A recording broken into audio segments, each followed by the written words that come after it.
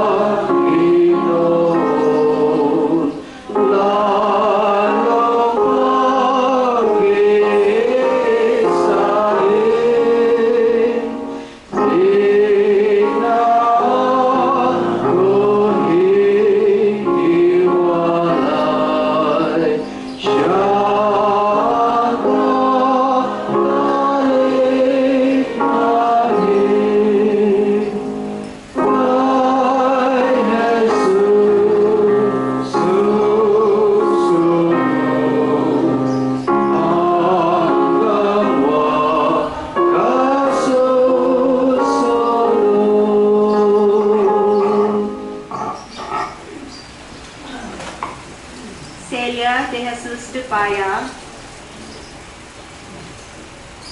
Celia de Jesus Dupaya was born on August 30, 1932 in Santa Cruz, Cavite City. She was born to Mr. and Mrs. Leon Dupaya Sr. and Caridad de Jesus Dupaya. The gospel came to Mr. and Mrs. Dupaya, Celia's parents, in 1939 through Howard Yorker, Hubert Sylvester, and Willie Jamison. Mr. Dupaya made his choice to walk with God when the last meeting was tested. The workers put the Wednesday Bible study meetings in their home. Mrs. Dupaya made her choice in one of those study meetings in their home shortly after. This big change in their lives and in their home gave their children the special privilege of being reared up in the truth while they were growing up. Celia was the fourth child born to Mr. and Mrs. Dupaya. She was preceded by her sister, Esther, who professed in 1964. Amanda, who was serving the Lord when she died in 1947 at age 47 and at 18 years of age. and Belen the first, who died in infancy. Next to Celia came Leonor, who professed in 1949. Leonardo, who also died in infancy. Belen II, Roberto, and Leon Jr., who made their choice at convention in 1960. Roberto being 19 years old, and Leon Jr., 16 years old, and Dorothy, who made her choice in 1958 at 11 years old. Celia was a natural servant. She always looked for and found something to do in the house, which made her an invaluable asset to the family. Those same years, after she finished high school, she held a job as a nurse's aide in a medical clinic in Cavite City, where Esther also worked. Celia manifested a beautiful maturity early on. She was her father's faithful companion and help during World War II as he went about fulfilling his responsibilities, feeding and protecting his family. Celia made her choice to serve the Lord in 1947. On January 11, 1954, at the age of 21 years, Celia entered the true ministry. She loved the work of the gospel. She spent many years laboring in Mindanao, Cebu, the Ilocano region, Cavite, Manila, and Batangas. All in all, she spent 71 years as a servant of God. In the last 2 years, 2024 and 2025, she had to rest from having a field and a companion. There was no wavering in her purpose and zeal. She loved her master, and she was a true lover of souls till God called her home last Sunday, October 12, 2025, at 12:47 a.m. at the ripe age of 93 years.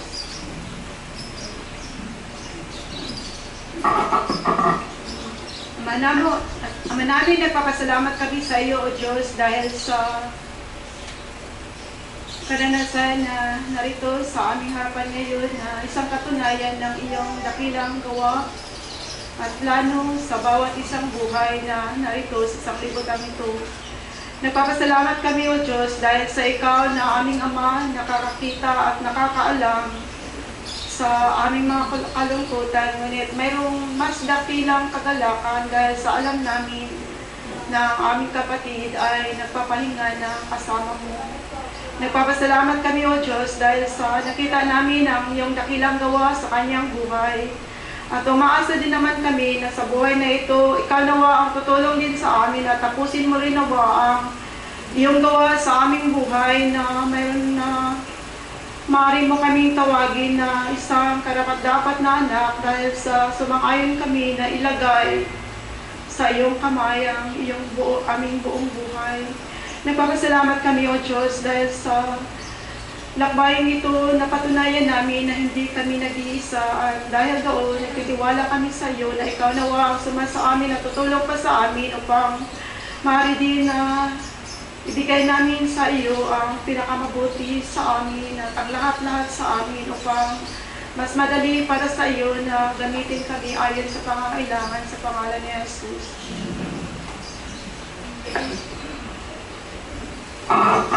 We'll sing another hymn, 117 in Tagalog, 350 in English. And after this hymn, Rowena and Ruth will speak to us. 117 Tagalog, 350 in English.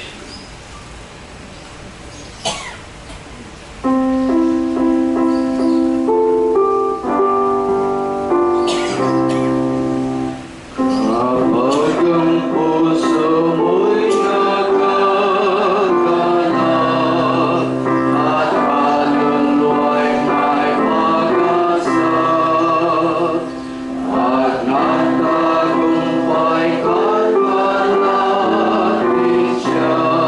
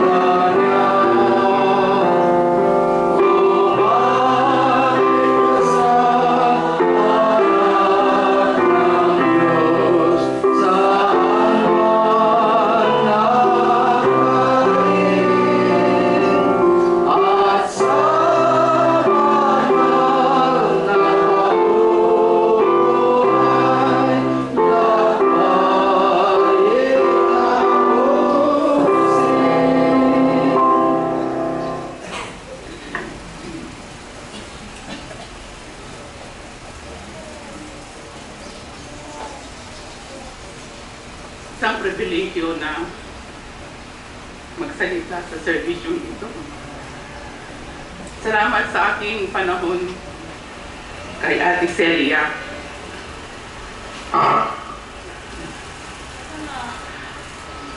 Tatlong beses kaming nagkasama. Sa unang pagkakataon ko sa kanya, siya ang may responsibilidad. Ngunit sa 2021-22, nagkaroon ako ng pribilehiyo na akong may responsibilidad sa destino namin. Ngunit,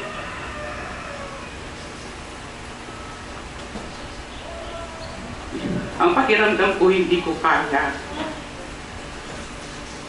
dahil sa isang matanda sa pangangaral ay susunod sa ating plano.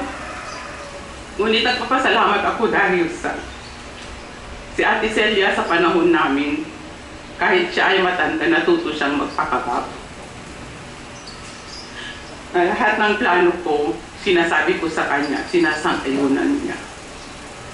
Hindi niya sinasabi sa akin na patanda na ako sa gawa, kinakailangan makinig ka sa akin. Ngunit salamat dahil sa kanyang pagpapakababa, namin siya ng Panginoon na matutunin ako magpapakababa. At ilagay ko ang aking sarili kung saan niya ako nilagay.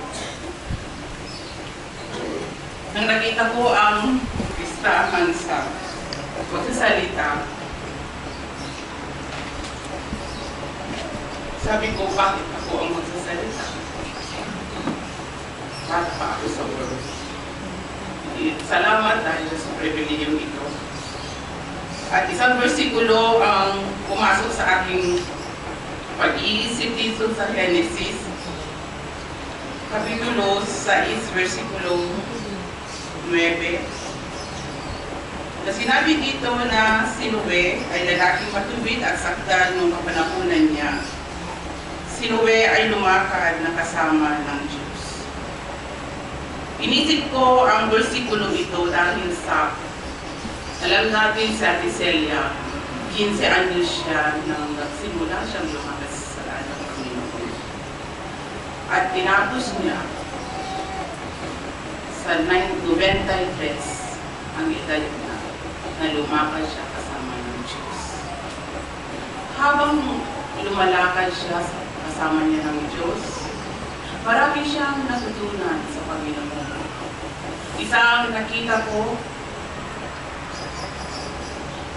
na natutunan niya na tuwing umaga, sisilip ako doon sa kwarto niya bago kami kumain. At doon siya nakaupo sa kanyang higaan na nananalangin. Malilimutin si Ate Celia sa panahon na magkasama kami, ngunit hindi niya nakalimutan na nanalangin siya sa Panginoon. Dahil yun ang naging connection niya sa Panginoon upang lumakad siya kasama ng Diyos hanggang sa katapusan ng kanyang buhay.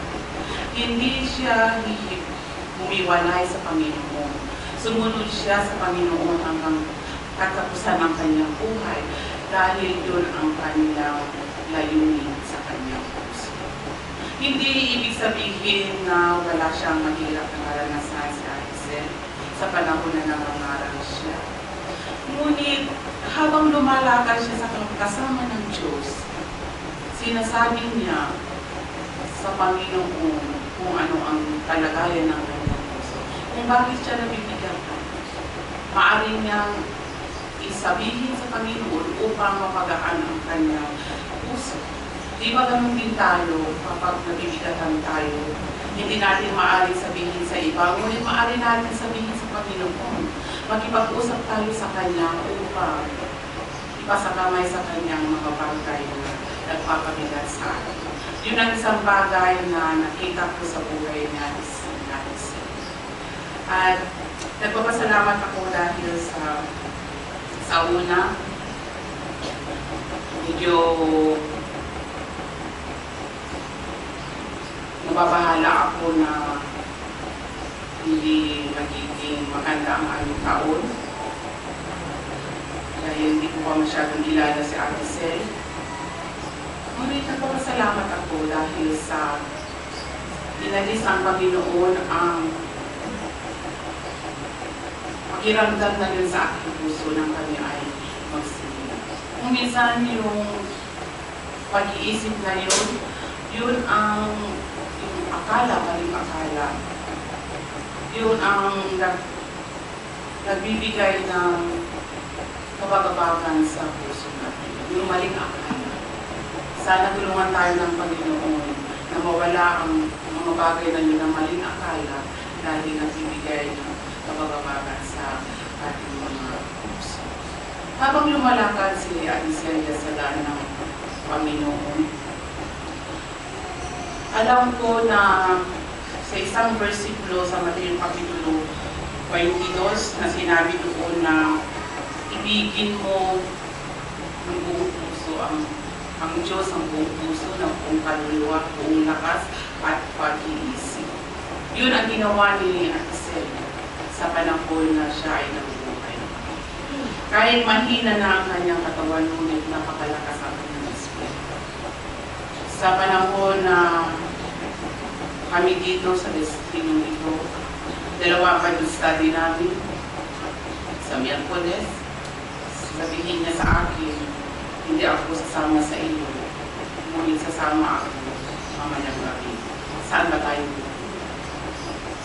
Sabi ko, doon sa San Valley, sasama ako doon kahit malayo.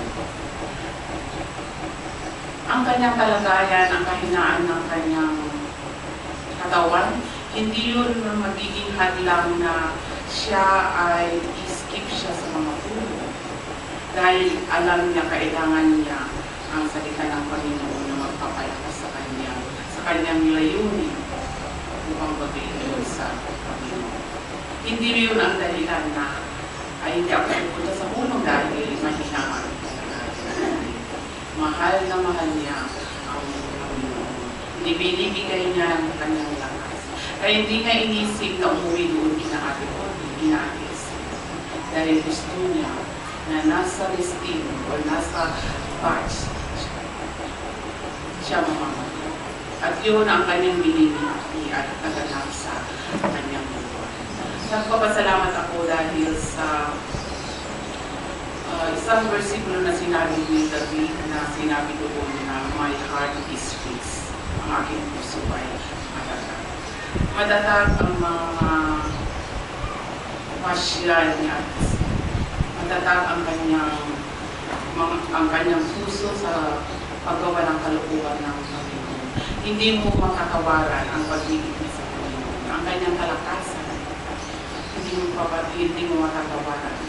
Dahil mula sa pagsunod niya sa daan ng Panginoon, nandun na nagbinigas na pag-ibig niya sa Panginoon.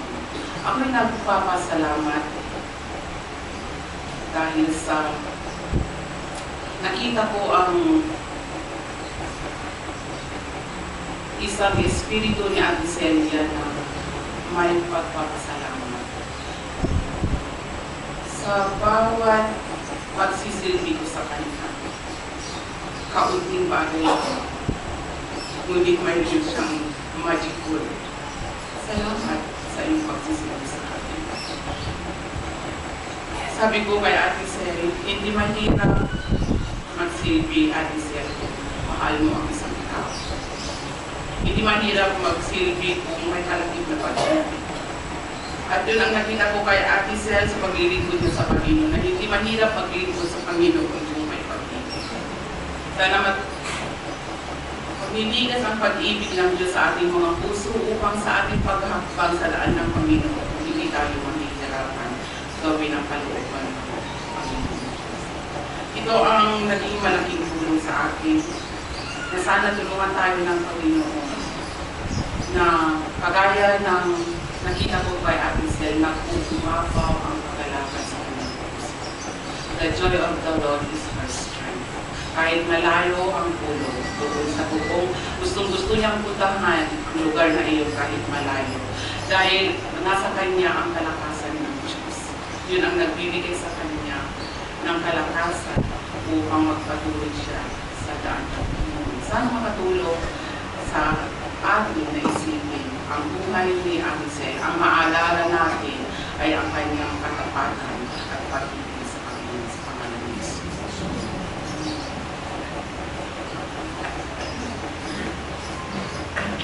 Ako rin ay pasalamat sa aking pribilehiyo na magsalita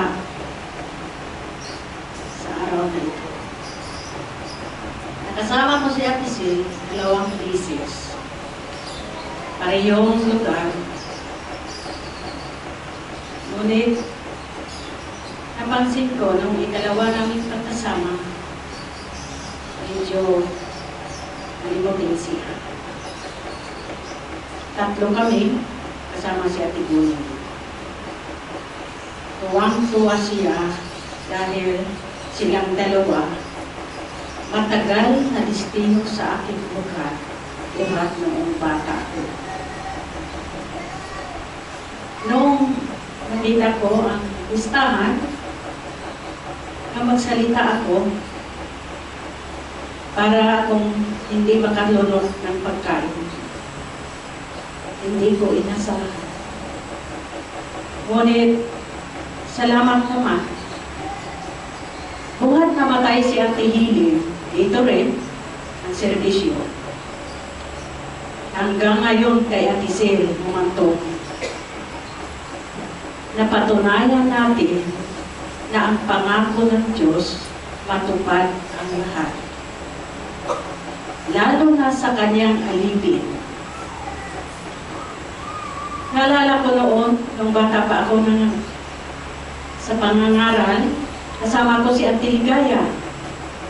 Bata pa ako, siguro ang aking edad is 25 years old. Mayroong isang tao, sabi niya, Ate, hindi, sayang ang buhay mo. Hindi ka nag-asawa dahil pag tumanda ka, kawawa ka. Alam ba ninyo, may mga tao na hindi nila naintindihan ang kalagayan ng tunay ng alipin ng Diyos. Minsan ganoon din ang mga kaibigan, hindi rin nila naintindihan ang gusto. Kung ano kahalaga ang buhay ng isang alipin ng Diyos. Napatunayan natin ngayon sa buhay ni Ate Sel, uhat sa mga alipin ng Diyos.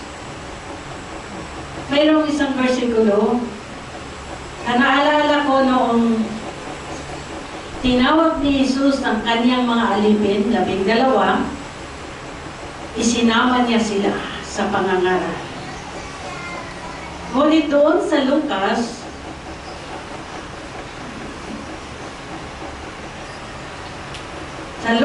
Kapitulo 8, noong nangaral sila, pagkatapos sa kunting panahon, naglakad sila sa bayan at dinala ang mabuting balita sa kaharian ng Diyos kasama si Jesus. Pagkatapos na yaon, inyayahan sila ni Jesus tumawid sa kabilang ibayo. Sinabi ni Jesus sa versikulo 22, tatawid tayo sa kabilang ibayo sa dagat-dagatan. Naalala ko ang istorya ni Ate Sel, malimit, ini-istorya niya sa aking yaon. Doon sa aming lugar, nahirap ang lugar. Nilalakad.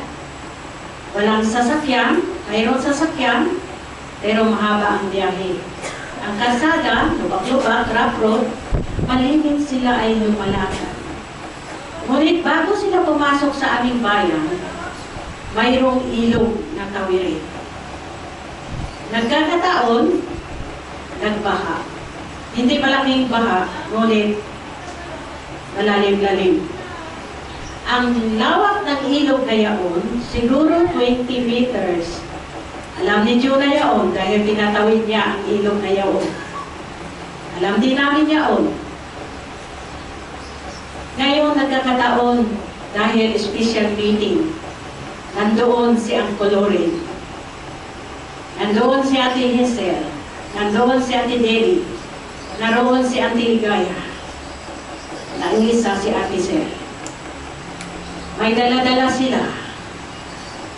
Ngunit, niisip nila hindi matuloy yung special meeting dahil malalim ang tubig, baha. Ngunit ang ginawa niya Uncle Loren, sinabihan niya ang isang kaibigan na may kalabaw. Sabi niya, Loren, mayroong solusyon diyan. Dalhin ko ang kalabaw sa ilog upang isakay sila at itawid.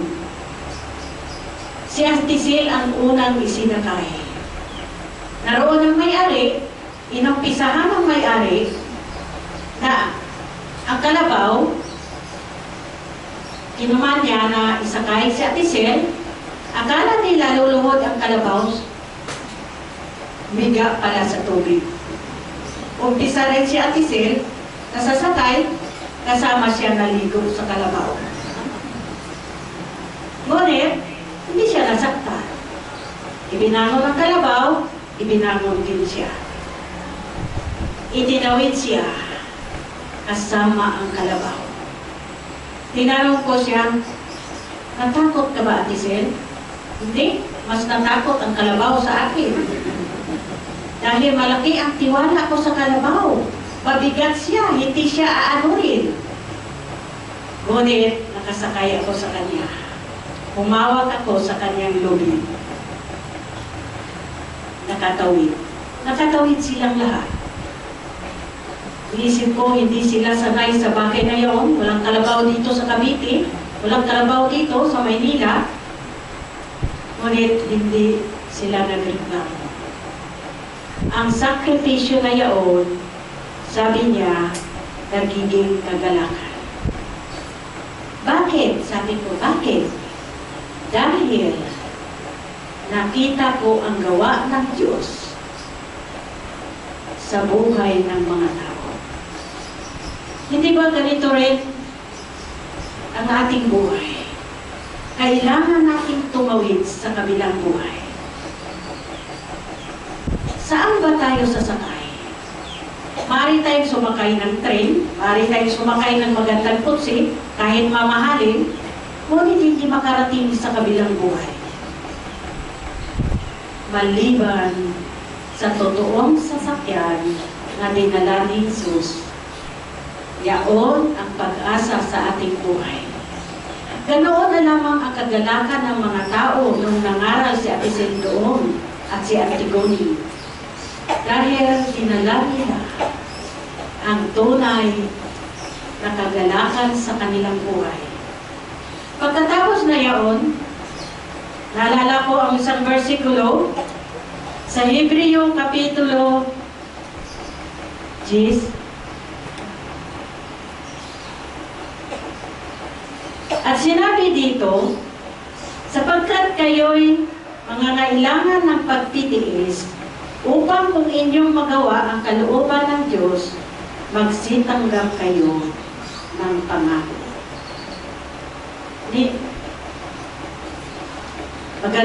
Maganda ang versikulo na ito. Kailangan ninyong magtitiis. Akala ng mga tao walang pagtitiis ang mga alipin ng Diyos. Akala ng iba kung maglilingkod tayo sa Diyos walang pagtitiis. Kahit pa hindi tayo maglingkod sa Diyos, may itong pagtitiis. Ngunit, noong naglingkod na tayo sa Panginoon, higit ang ating pagtitiis. Ibang klaseng pagtitiis. Hindi gaya ng pagtitiis sa sanglibutang ito.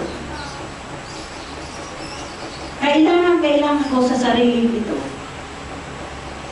Ngunit, maganda ang sinabi ni Jesus upang magawa ninyo ang kalooban ng Diyos.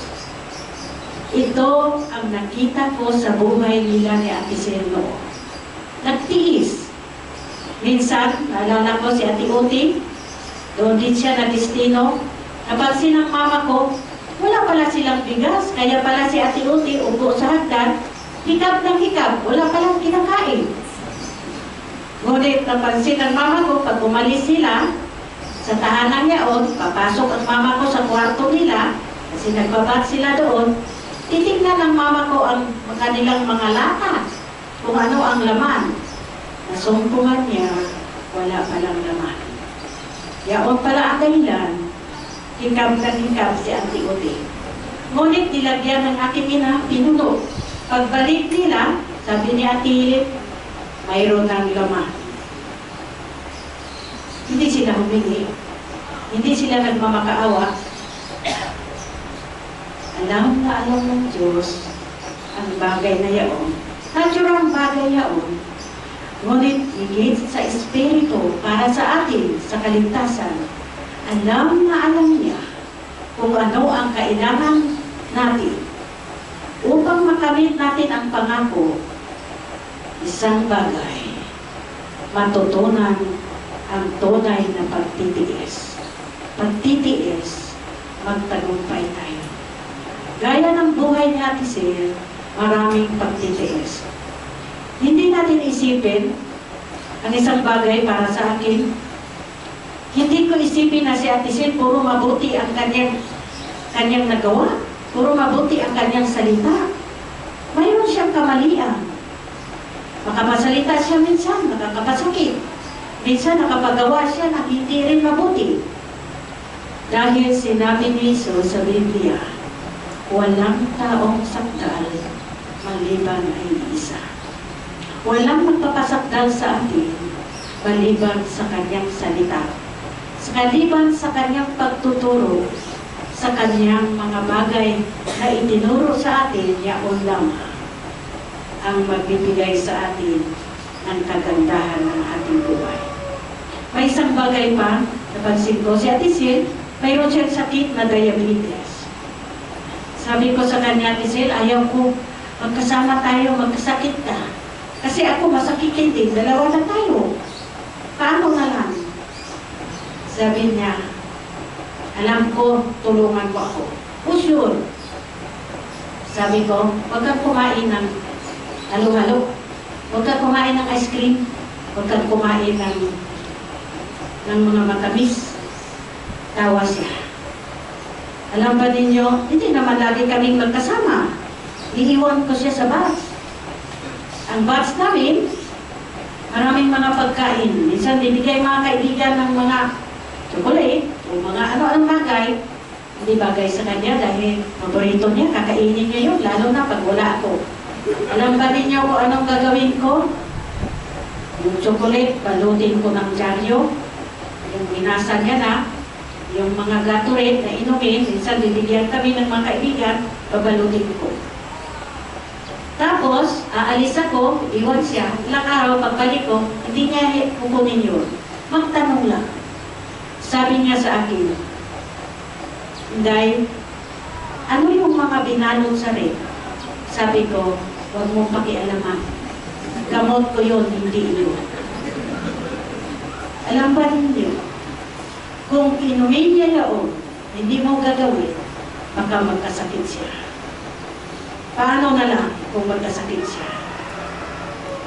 Nagsalita din sa akin yun, hindi niya pinipilit ang sarili niya tingnan ang bagay na yun. Ganon din sa aking buhay, sa kanyang buhay. Sa ating buhay, mayroong makikitang hindi maganda, gawa ng ating sariling kalooban, ngunit maaaring balutin ng Diyos sa kanyang gawa. Tama nga ang bagay na yun.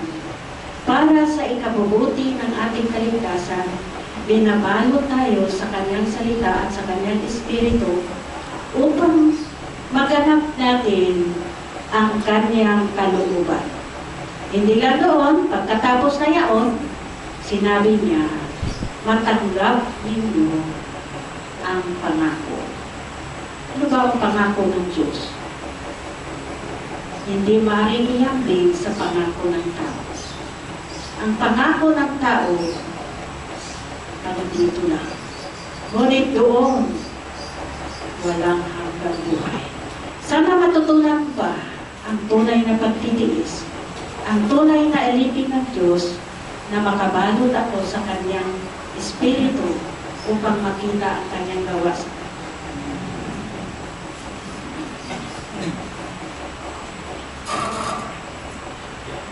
Gamitin pa natin ang isang awit, number 128 and 337 in English.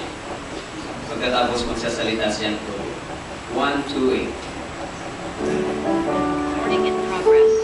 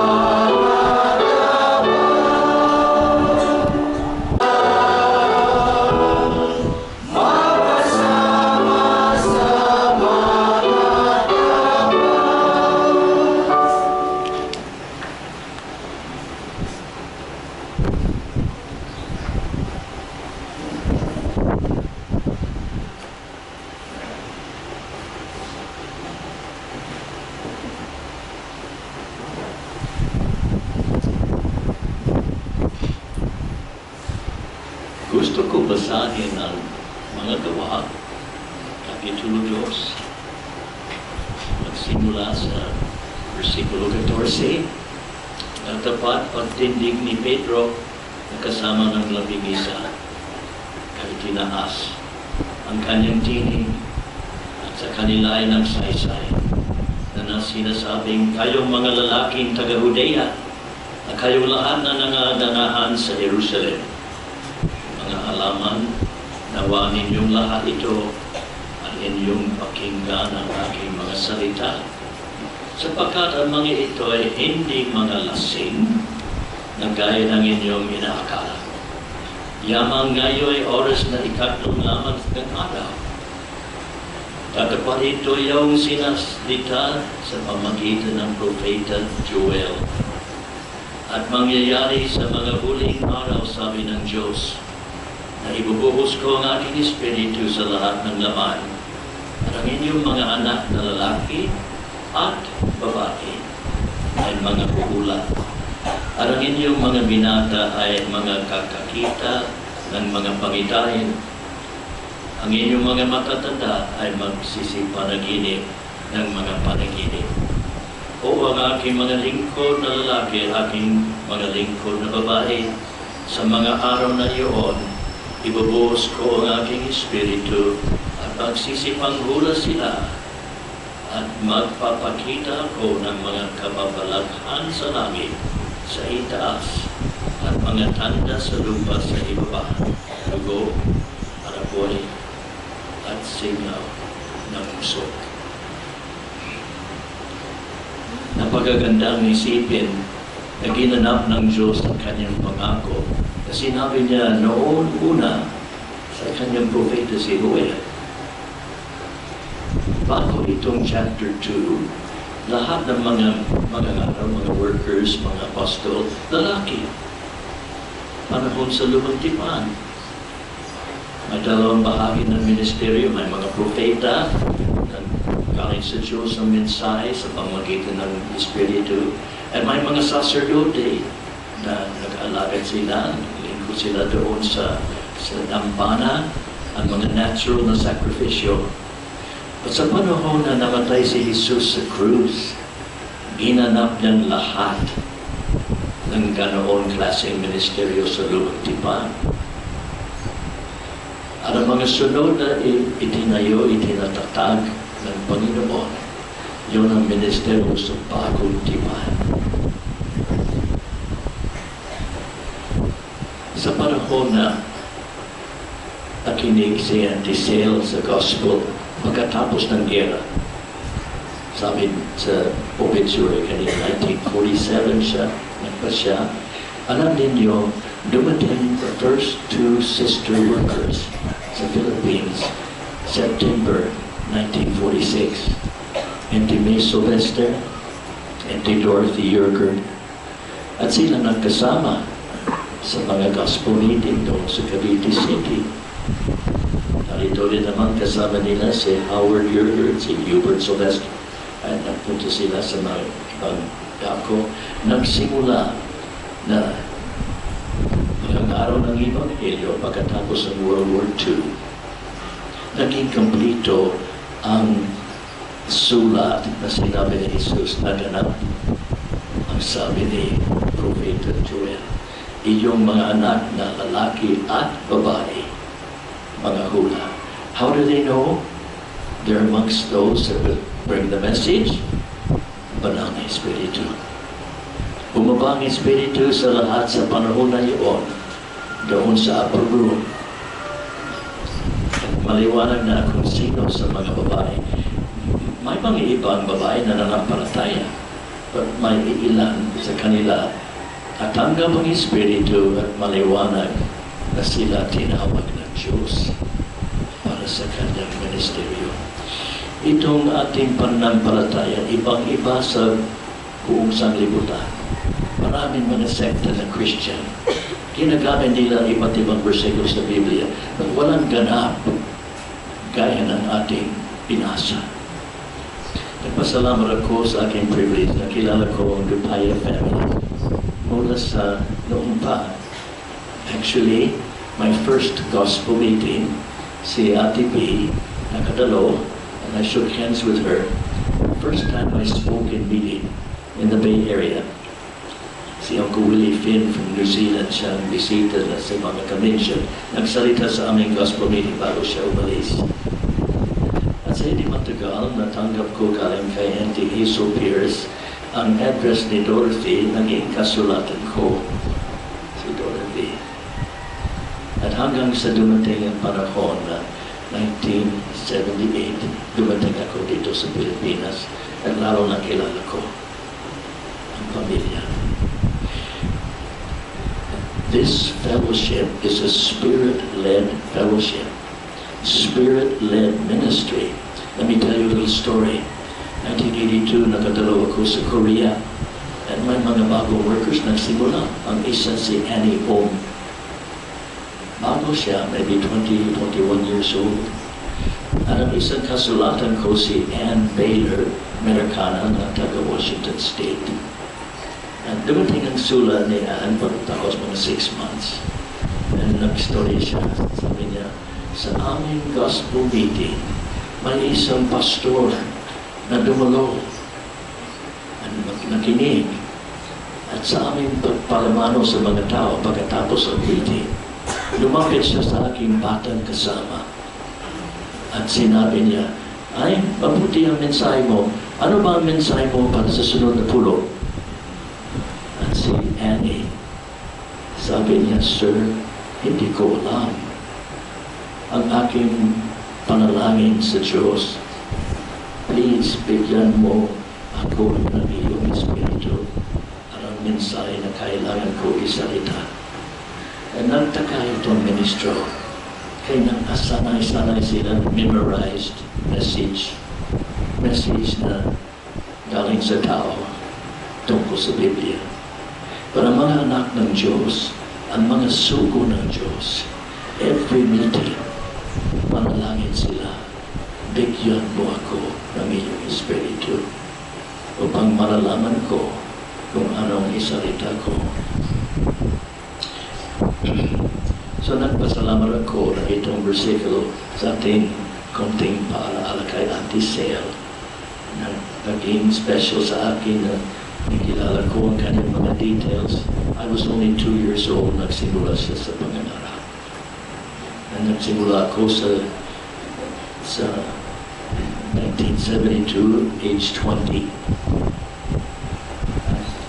Dumating ang araw na kaparito ako. Aming pamilya kilala ang original workers. Si Uncle Howard Yerger nag-mission. So doon sa amin sa Idaho, panahonan pa siya ng aking mama, age 18. Isipin natin ang paraan ng Diyos. Every step, maganap ang kasulatan. And every step, Spirit-directed. Yan ang dahilan na gusto niya tayo na nampalataya. Manalangin. Na tuwa ako, sabi ni Rowena, na every morning napansin niya o galing ni Ate Sel. Mahirap na maglumuhod dahil sa matanda na. At nanalangin siya, nag-uupo sa kanyang higaan. That's the beginning of the day. That's the beginning of God directing us by His Spirit. May mga ebidensya, wala tayo nung alam na saan ang mga destino, but sa taga-Roma, Capitulo 16, may mga greetings ni Pablo sa mga taga-Roma. Nagsimula siya na may special na kumusta kay Phoebe, ating kapatid na babae ng lingkod sa iglesia na nasa Sincrea. Naisip ko ito dahil sa understood si Phoebe hindi masyadong mobile. Baka matanda siya. But lagi siya matapat sa isang iglesia. And mula noon, the last 2 years, nagpahinga si Ate Sel. Dito siya sa Bukandala. Lagi siya sa meeting. At maganda ang mga bahagi niya kahit sa panahon na masyadong malibutan. Parang kanyang bahagi sa meeting, maliwanag na. Dahil sa Espiritu. Yan ang plano ng Diyos maganap sa sulat. So gaya ni Phoebe, na-meet ko ng isang sister worker pare sa apelyido ko doon sa Wales, England, Margaret Walker. Nagtanong ako sa special meeting, puro mga matanda na dumalo dahil mahirapan sila na dumalo sa mga convention. At si Margaret Walker, 88, na-meet ko siya. Nakita ko na parang may family resemblance. At isang bagay na natuwa ako, nanatili siya sa lugar binigay ng Diyos sa kanya. Gaya ng ating inawin, nasisiyahan ko, malalaman ko, manalulugod ng Diyos sa akin.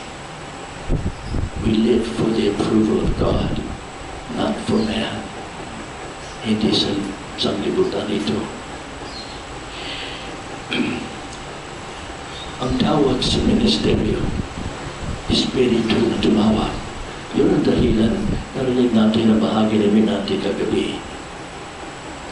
Nga, silang lahat na pumasok sa duwa, ang pag-iramdam hindi ko kaya. But dumating ang panahon na naiintindihan nila, makakaya kung siya magbigay lakas sa akin. So every day, parang pasimula, the next day, hindi ko kaya. Kung siya magpalakas sa akin, kaya ko. Kanya ang dahilan ng isang mangangaral hanggang magiging matanda na kami. Kaya ko kung araw-araw matanggap ang kalakasan galing sa Kanya na tumawag sa akin. Wala akong masabi sa meeting. Ano ba ang iyong bahagi ko? Manalangin ka, manatili, at unti-unti dumating sa iyong pag-iisip. Malipong puso mo. Yan ang ibahagi mo sa meeting. Galing sa Espiritu. At nagpasalamat tayo na nanatili si Ate Sea. Si Uncle Willie Jameson, nag-aalis ako, nagpunta sa Hawaii bago ang kanyang paglilibing. Ngunit kami mga Batang Brothers na nagtulong sa kanya panahon sa convention, nadala sa wheelchair doon sa meeting tent. Napakagandang pagkakataon. Uncle Willie began in the work age 23, 1904. At namatay siya age 93, 1974. Isipin natin, he had 70 years na nasa listahan. At ating Ate Sea had 71 nasa listahan. Gusto sa Diyos na manihap. Alam ninyo, dahil sa dalawa ngayon na buto sa kabilang buhay, kulang na kulang mga workers. At hindi aming trabaho na magpili kung sino man. Ang Diyos ang maghipo sa puso ng mga tao. Walang mensahe gusto niya. Isipin mo ang katatagan. Another thing that I thought about, if you don't mind me speaking a little English, we have that beautiful hymn in English where art thou paid to see the kingdom suffer loss? Throw thy soul into the conflict. Do thy faithful, honest part as a patient, loyal bearer of the cross. We can find these souls of greatness where the walls are weak and low, where the burden is the greatest and the tears most often flow. Napakaganda isipin.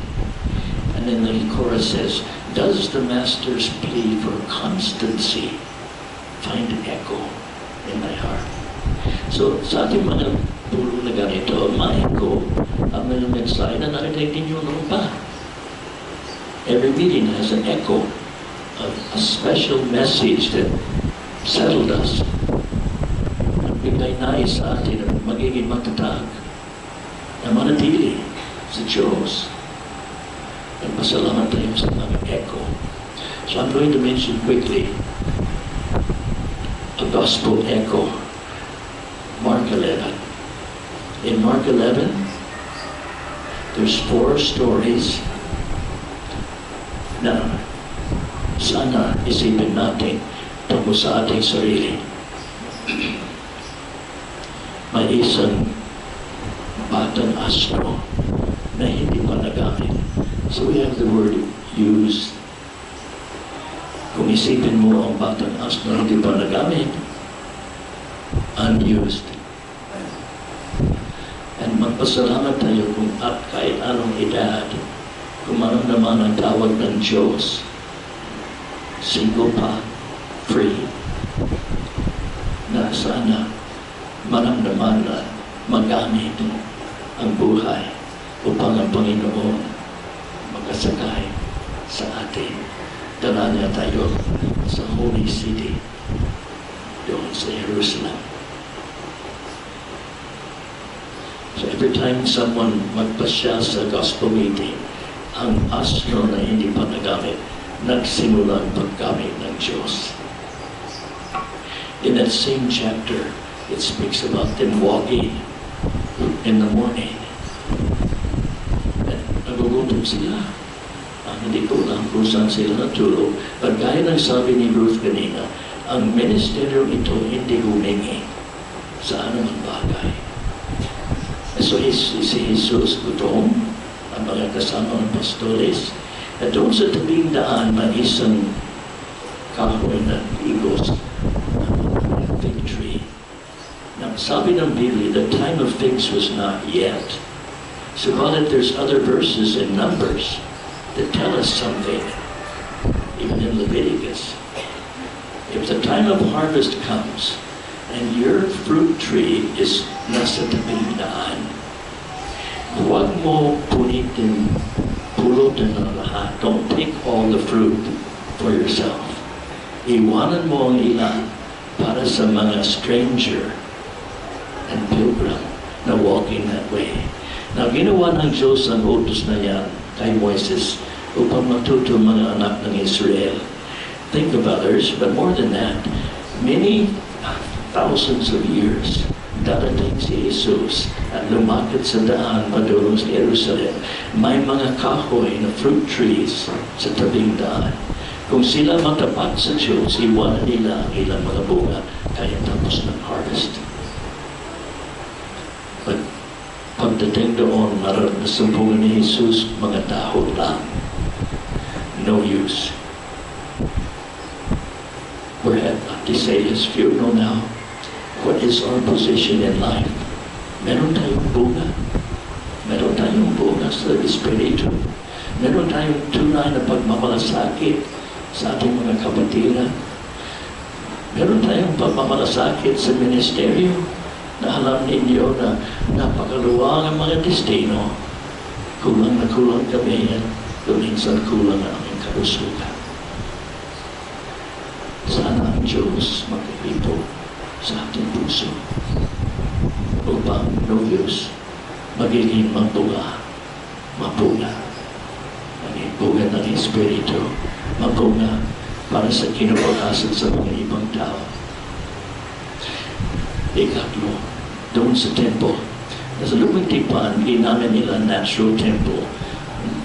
Una sa lahat, tabernacle, ikalawa, temple ni Solomon. But sa katagalan, ang mga tao na hindi tunay pananampalataya ay inihalo nila ang kanilang negosyo. Maraming mga hindi ka nais-nais na ginawa nila sa temple courtyard. And si Jesus pagpasok doon, ginawa ng paglilinis. Money changers, mga selling doves and sheep and oxen. It was a palengke.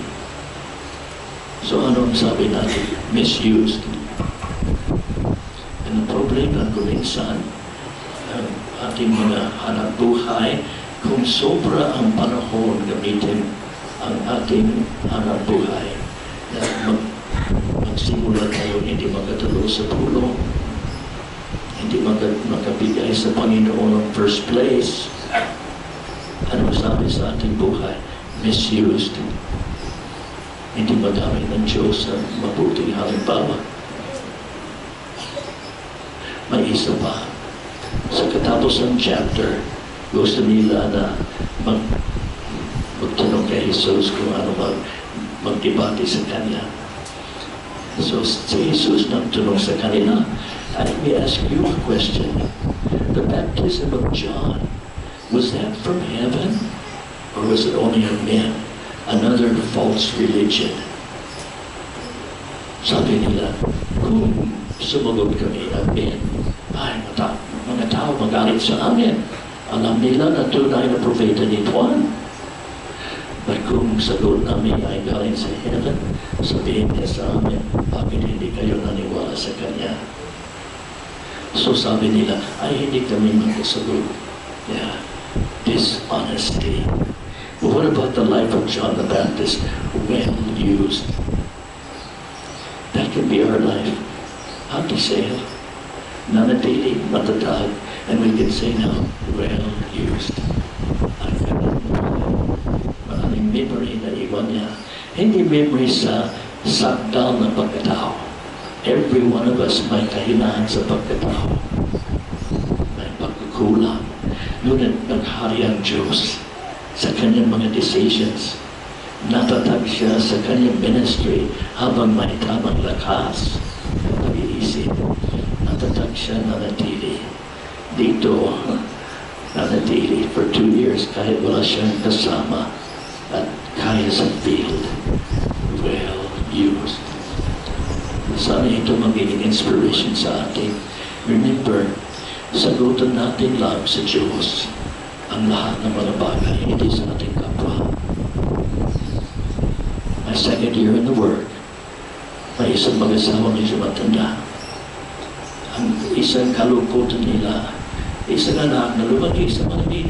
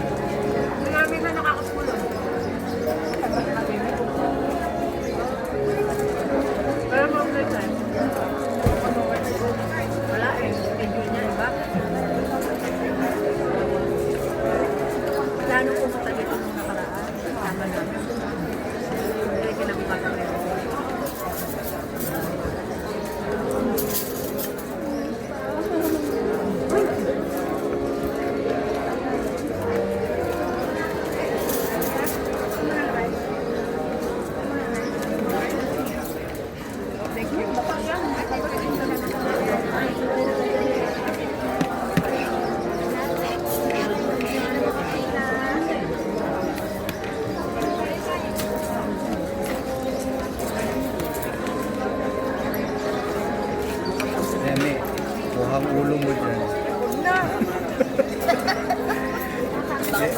Naka ano to, i-upload to kasi ni Ariel. Dito ka na lang.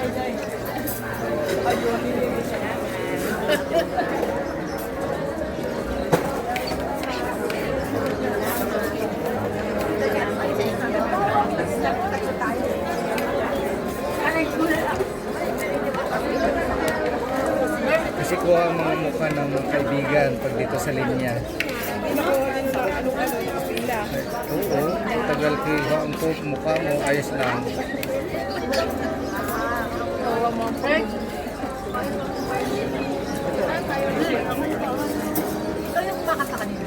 Hindi po. Salamat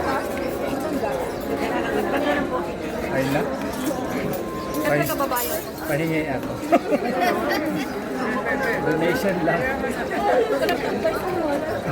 Salamat po. Read live ng Biganeta. One. Live. Makuha ang agtang mo ate.